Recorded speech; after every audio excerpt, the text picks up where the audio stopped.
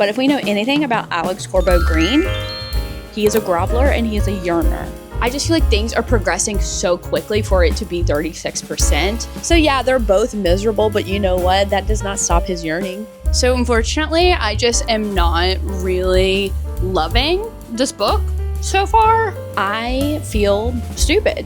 I have some thoughts. Hi all, it's me, Allison. Welcome back to my channel.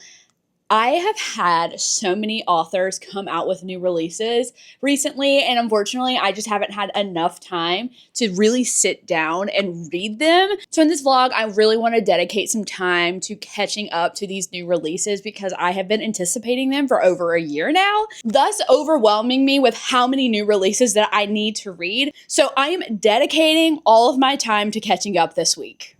So the first book that I'm going to read is The Final Score by Lana Ferguson. If you've never read Lana Ferguson before, she just has a way of writing really addicting, cozy romance. And I have been really excited to read this one in particular because she is writing another hockey romance book. She has written another hockey book in the past. I'm not sure if this book and that book are connected, but if they are, that's even better because I will already know some of the characters. I make it a point to read all of Lana Ferguson new releases because every single time they do hit the spot, and she's just one of those tried and true authors that I know is going to put out something good and I'm going to enjoy it. So I'm going to pick up The Final Score first because I have been really excited to read this, and it just feels like it would be an easy read considering it's just a fun hockey romance, which we all know that I am obsessed with. I don't know a lot about what this book is about. I do know that we're doing kind of like cocky hockey player, and he basically becomes roommates with his best friend slash teammate's little sister. So I have a feeling there's already going to be a lot of like tension and a little bit of drama that I'm absolutely going to eat up.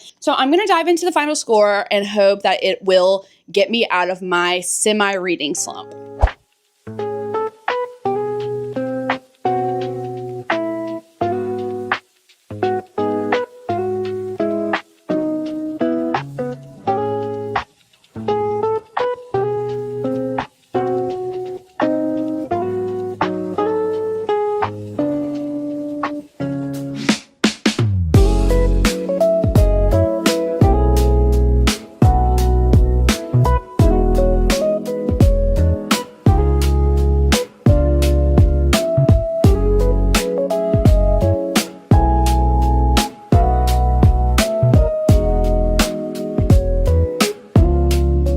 So I got to about chapter 10, and I can confirm that this book is kind of a continuation of The Game Changer, but on Goodreads they're not listed as a duology, so like I guess you can read them as standalones. But I'm gonna be honest, I don't remember much from The Game Changer, and a lot of the family dynamics from that book are bleeding over into this book, and I feel like they're not being explained properly. So I am like just a little confused as far as like the drama between the families, if you will, but that's not stopping me from enjoying myself. So we are following Jack Baker, who is kind of like a playboy hockey player. He's a goofball, like can't take anything seriously. And Abby, who is the little sister of like, I think the captain of the hockey team. He was the main character in The Game Changer, for context.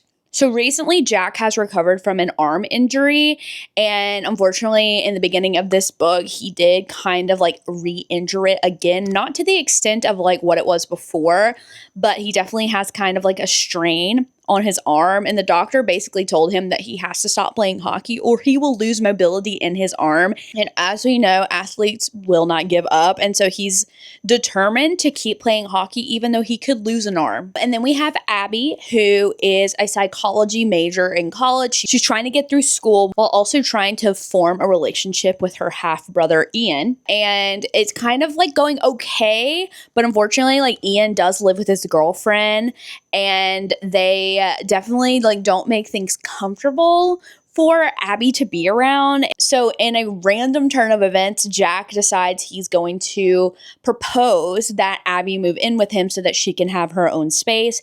And where I'm at right now, she has moved in and he is still being weird about his arm. But the thing about Abby, obviously, like I said, she's a psych major. She is like trying to get in his head and figure out why he's so determined to be doing that. So that's kind of where we're at right now. Like not too far in, not too much plot going into it right now, but there's definitely a lot of like family baggage, as I said. And I feel like in The Game Changer, we saw a lot of that with Ian's point of view, but now we're seeing it through Abby's point of view. And so that's interesting to see. And I hope that like the drama comes back to me because like I said, I don't really remember much of what happened. Right now, there's not anything like super like mind-blowing about this book so far. Like it's okay. It kind of feels very cliche and like every other hockey romance, but I have trust in Lana Ferguson. I do feel like she can take the ordinary and make it extraordinary. So I'm going to keep going, but I just wanted to give you guys an update and let you know what this book is actually about.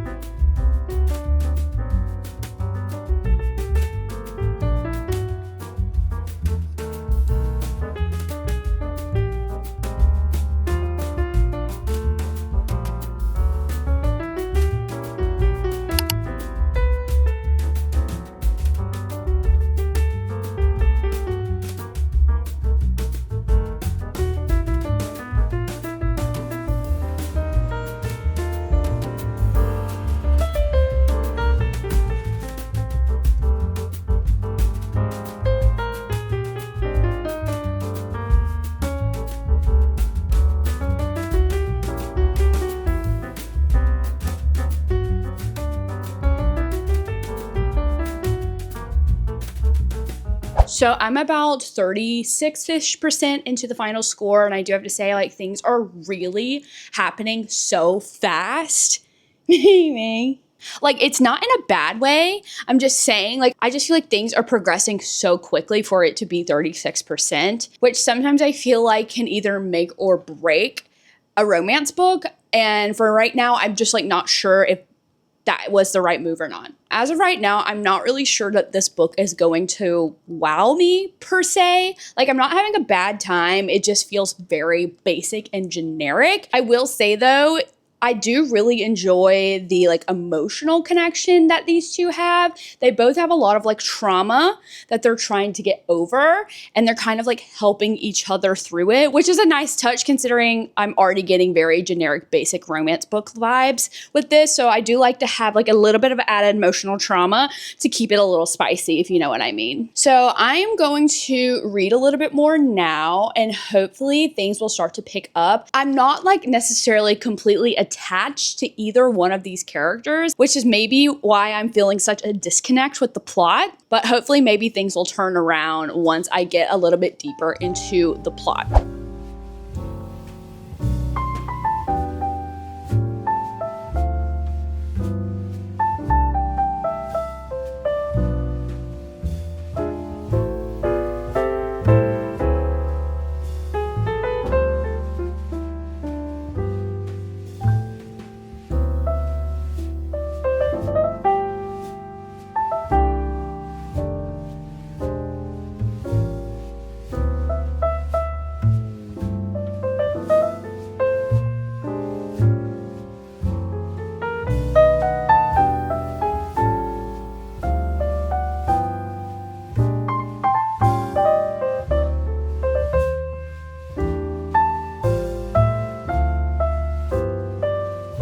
So unfortunately, I just am not really loving this book so far. I got to about 60-ish% last night. Everything is just so physical.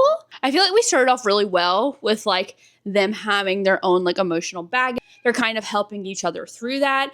But unfortunately, ever since they finally got together, it has been every single chapter. No, like we're not even gonna take a beat, not a breath. And unfortunately, like I'm just not a big fan of letting the smut drive the plot. And I feel like that's what we're doing right now. Once again, I don't really care about these characters. Like, I thought I was going to learn to enjoy them. I think as I get older, I just like am getting a little tired and fatigued of the reformed playboy. And that is kind of how Jack was characterized in the beginning of this. Now I know that he really wasn't as bad as he made it seem. I just can't connect with that character anymore. You know, that's what I started with on Wattpad. And now I feel like as an adult, I want a male main character who has like more depth than the reformed playboy, I fear. Anyway, once again, I'm not having a bad time. I'm just like not necessarily like completely enjoying it. But I am like pretty close to the end. So I'm going to try and finish this book tonight. I don't really have hopes that it's going to turn around, but you never know. Hey, you never know.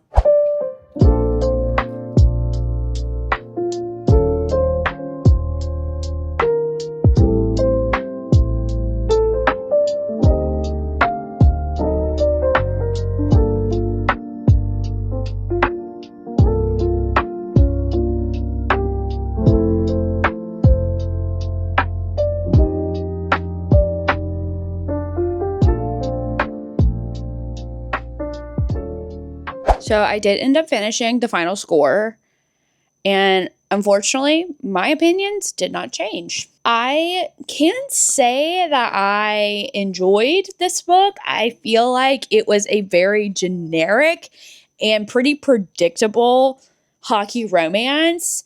And unfortunately, like I just felt absolutely no connection to the characters at all, including the characters who were the mains in the first book. I thought that perhaps maybe Lana Ferguson was going to be able to like make this something crazy good, and unfortunately it was very mediocre.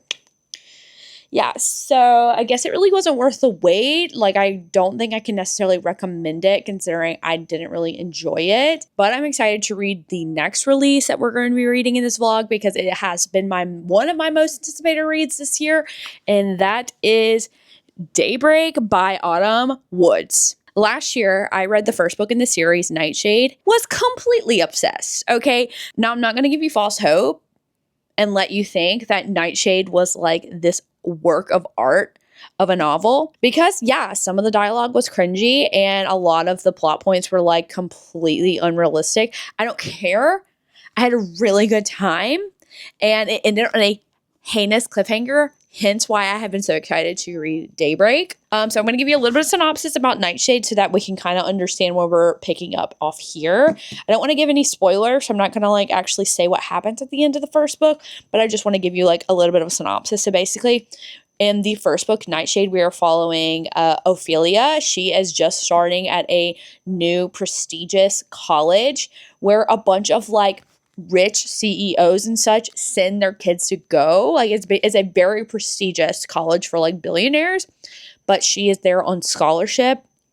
And she is literally only there because she is trying to avenge her parents' death by basically ruining the family of the man she believes killed her parents, okay? While she's there, she meets a very alluring man named Alex. And unfortunately, she is so attracted to him and like has this pull towards him. But then we do find out that he is actually the son of the man she thinks murdered her parents. So in the first book, there's a lot of like healing from trauma, letting go of vendettas, things like that. And Ophelia really just tries to like weigh the pros and cons of like whether love is actually worth it or if revenge should take root, if you will.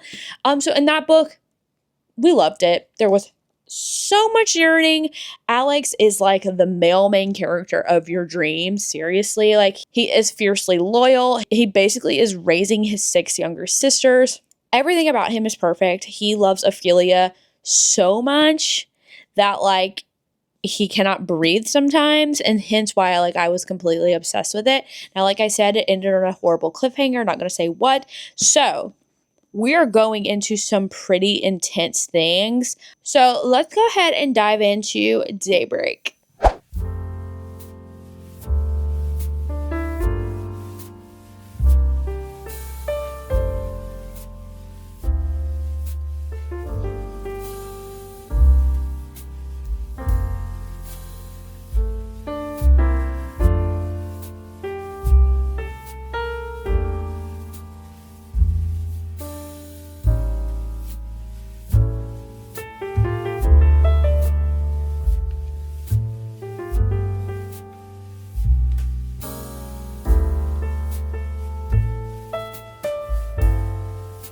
So we're already starting out and these two are separated and miserable, if you can believe it. Like, the thing about these two characters in particular, one, Ophelia is the grumpiest female main character I've ever read. Like, my gosh, like, she cannot have a positive thought in her head. She's so pessimistic and grumpy. But also, the thing about Alex's character is that he is battling like deep, deep depression, like to the point where he is like contemplating whether he wants to live most of the time. So while their relationship is so intense and he yearns for her so badly, it is just like a very heavy read because there are just so many complications and things that keep going wrong, and it's forcing them to be absolutely miserable. Like, yes, right now I'm on chapter 8 and I'm having a good time. It just is like really heavy on the heart here. So yeah, they're both miserable, but you know what? That does not stop his yearning. He is yearning for her so deeply. It literally is enough to make your heart stop. I'm not kidding. And the thing about Autumn Woods, which I've noticed, I think she had a lot of this in the first book, but now I'm seeing it a lot in the second book. She is like a queen at figurative language. The way that she articulates feelings and emotions in such a way is quite frankly beautiful. Like, yes, there are some that are a little like, okay, we're out of touch here. It's a little cringy. But there are others where I'm like, wow, like the way that she just described how these characters are feeling, like hit really deep. Like I said, I don't think that these books are groundbreaking by any means, but I do like have an appreciation for her writing. I'll be honest. I'm really liking this so far. Like, I actually haven't been able to put it down. Like, I am like very enthralled into the story. So hopefully it stays that way.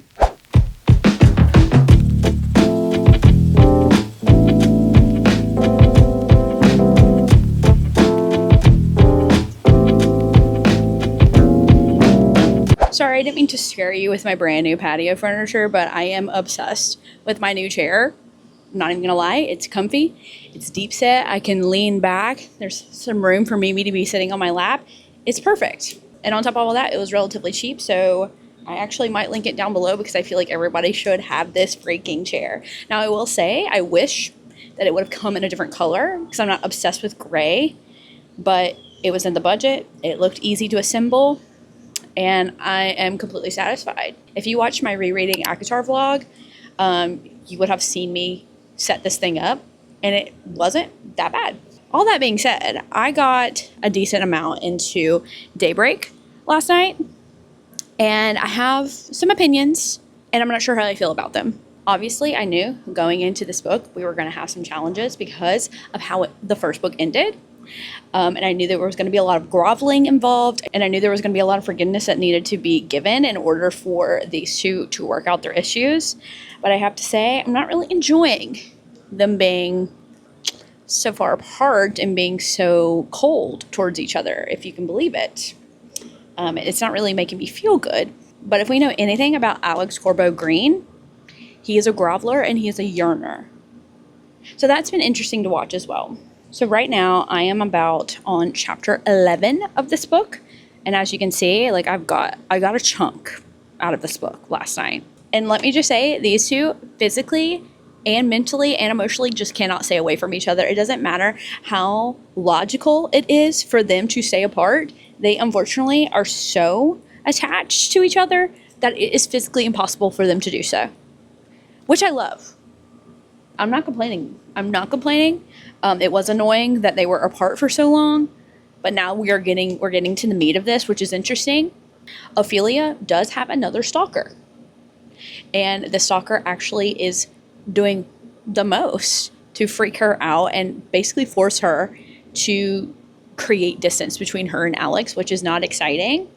And I actually just can't figure out who this said stalker is, because in the first one, it was like kind of like a shock of like who the stalker was. But in this one, I just genuinely can't think of anybody that isn't obvious. And I feel like Autumn Woods is not trying to be obvious with this. So I am excited to see who this person is that is like literally torturing her mentally, which is great. But these two have finally reunited and now they are kind of working through issues. So I'm going to keep going, but that's a little bit of an update I got. I am hoping to, I think I will, but I am hoping to get halfway and potentially finish this book today. I have literally nothing else to do. So I feel like I can get this book done potentially. I at least want to get halfway through this book. So let's dive in.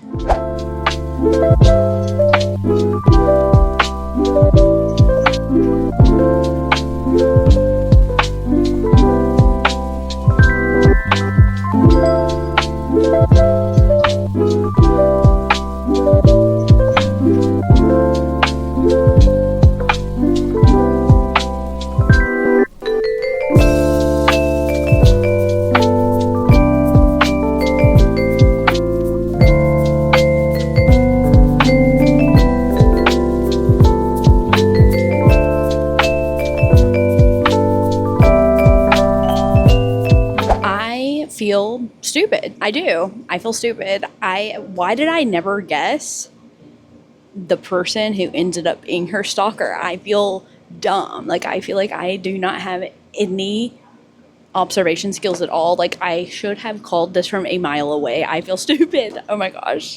The thing about this series is, like, as we continue on, these characters' lives get significantly worse with every page turn, okay? Like, these two cannot catch a break.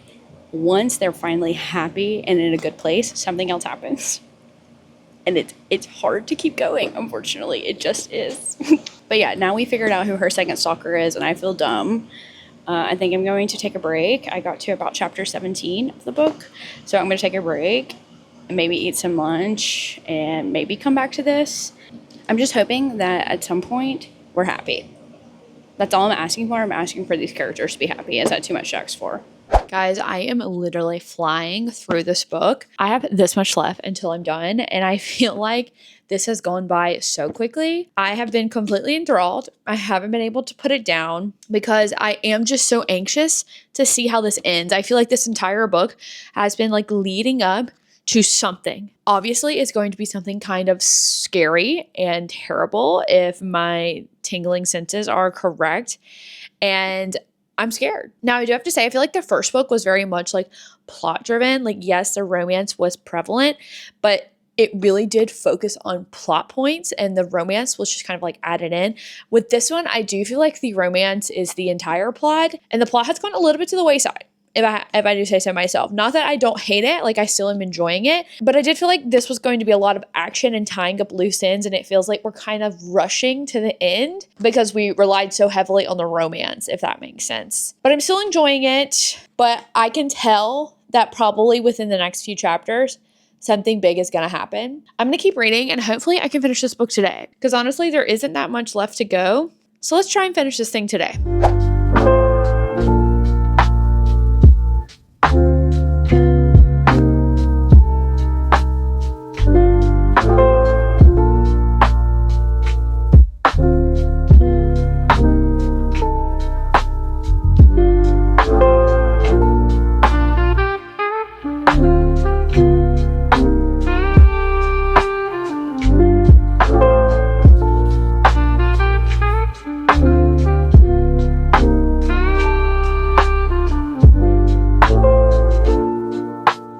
Guys, I did it. I did end up finishing Daybreak last night, and I have some thoughts. While I really enjoyed this book because I do love these characters, I love the setting, I love Autumn Woods' writing, everything about it had a really good setup.